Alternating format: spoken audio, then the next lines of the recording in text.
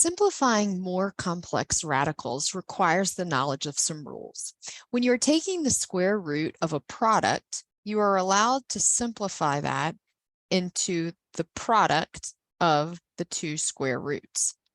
Likewise, with division, you can split it into the square root of A divided by the square root of B. Another important rule to note is that if you are taking the square root of x squared, you must indicate that it's the absolute value of x. Unless it is specified that x is greater than 0, then you can simply say that the square root of x squared is just x.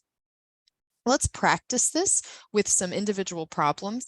I find it helpful to factor the numbers underneath and make sure that I get pairs of 2. In other words, I know 9 times 9 is 81. And so since there's a pair of 2, I can bring that 9 outside. And then whatever the exponent is on the inside, I can divide by the understood 2 that's there for the square root. And that leaves me with 9x squared.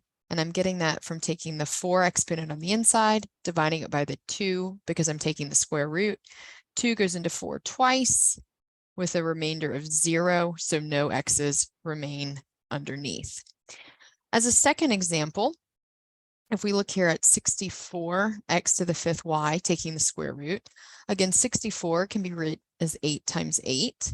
So I'm able to pull out an 8. The 5 can be divided by 2, goes in twice. So I can pull out 2 x's with a remainder of 1. So 1x remains underneath. And then y to the 1st, I cannot divide that at all. So the y remains underneath.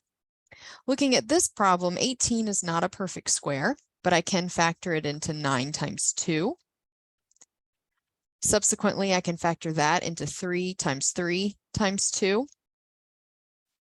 And then finding my pairs, I can pull out a 3 with a 2 remaining underneath.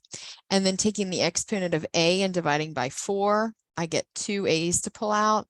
And the exponent of 6 for b, I pull out 3 b's, leaving me with 3a squared b cubed square root of 2. And last but not least, don't do anything different with division.